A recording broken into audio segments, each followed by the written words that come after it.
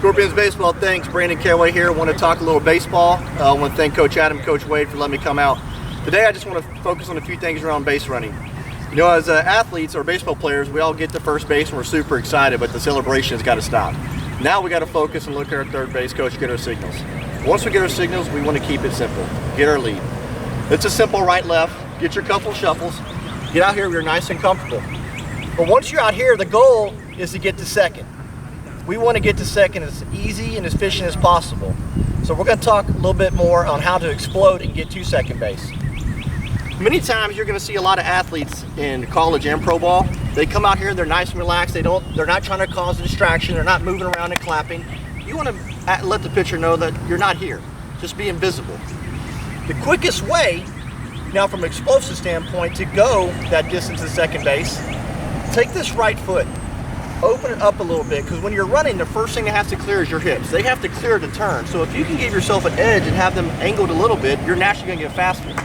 I learned this in my high school day at a Rice baseball camp with a coach by the name of Coach Prather at the time.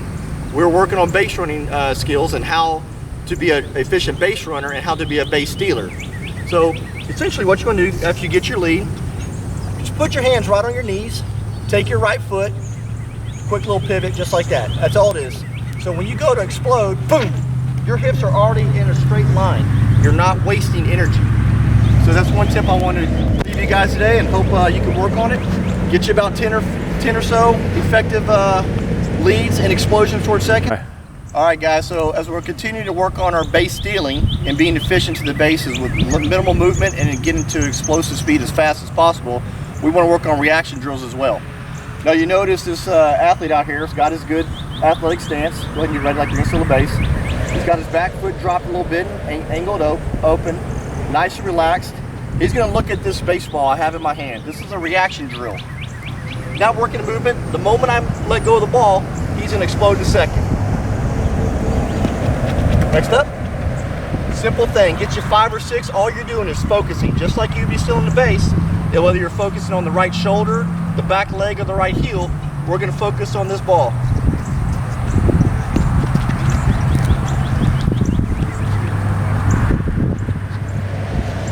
Take that back foot back, the front foot back a little bit. There you go. Very good. One more time, one more time. Good. So talking about a little bit about base running and stealing bases against a left-handed pitcher. Just a couple things to look at from a lefty, or when you're a base runner and a lefty's on the mound. A lot of pitchers have tendencies, but one thing that I've learned quite a bit as a base stealer in my career, I wanted to look at spacing. What I mean by spacing is when a lefty comes set right here, they're going to lift their leg up. That leg is either going to be coming at a 45-degree angle or here, where they want to throw and walk it to the mound, or they want to close their leg up to create maximum velocity for their fastball or whatever pitcher throwing to the plate. So this is what I mean here. Most lefties get their side, they're going to peek, they're going to do all this lefty stuff. Hold on, let me get it right. And they'll come up here and they'll get ready.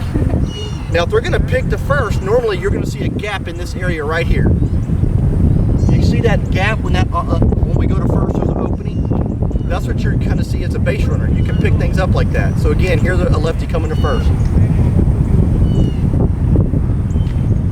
Now if a lefty's coming home, you're going to see that close off because they're trying to get the weight on that back leg to drive to home. This is what a normal lefty would do going home.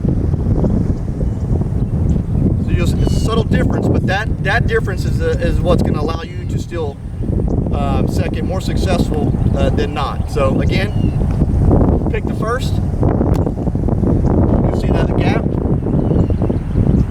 Going home. You see how it closes off. Little trick.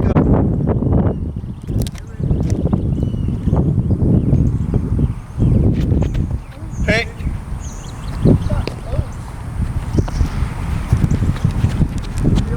Really focus on what we're talking about. Good.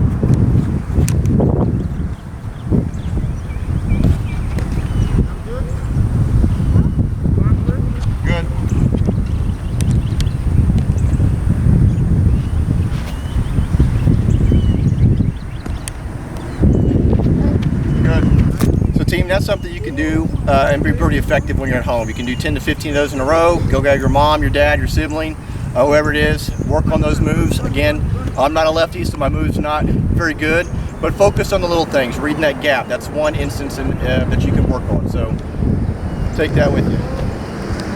Welcome back, Scorpion Baseball. Reaction drill number 2 here. Take in a little tennis ball or racquetball. Have your base runner get their standard lead. You want to be about 10-15 feet away from the base runner. What you're going to do is hold the ball straight up here.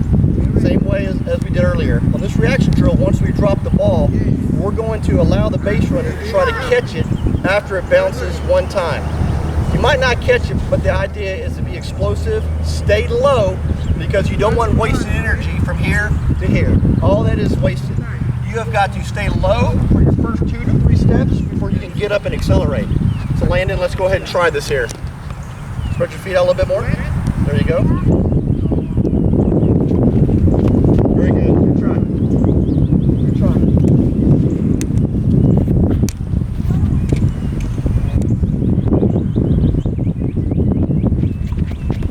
Good. All right, welcome back. Now we're going to talk about how to steal the base from second to third. We want to get to third again, just like we did from first to second, as efficient and simple as possible. We want to have minimal distraction, but by doing so, or to have a higher successful rate stealing third, you've got to keep your body moving. So once we get our signal, we're kind of hanging out, we're relaxed, we're going to take a couple steps back. We're going to be around here about 3-4 feet behind the base. We want to be back here because we want to get our body moving towards third. Now the quickest way from line A to B is a straight line. Currently I'm 4 feet back, so I'm running at a longer distance. In order for me to be successful, I've got to get my body transitioning that way with minimal distraction to the pitcher. So what I would do, I'd start from the base, I'd get my signals, I'm kind of looking at the coach, got it. Come on guys, get you a good knock, here we go. Nice and relaxed, I'm back here, my pitcher's getting set. I'm slowly creeping in with my body. I'm anticipating the move, but if you'll notice, I've already came in back in line with the baseline, but I've also got probably 3 extra feet in my lead.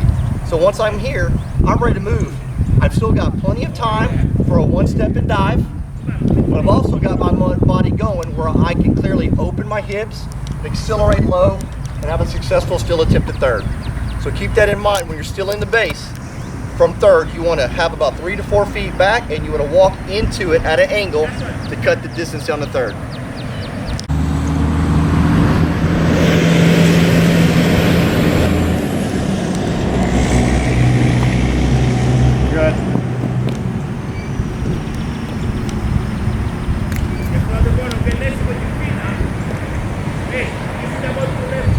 Very nice, Landon. Very nice.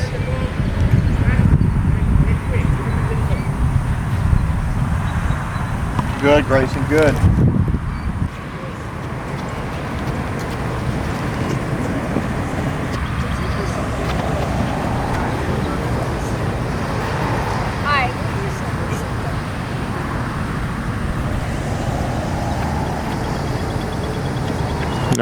Scorpions Baseball, welcome back. I want to talk a little bit about what you want to pick up on when you have a right-handed pitcher on the mound.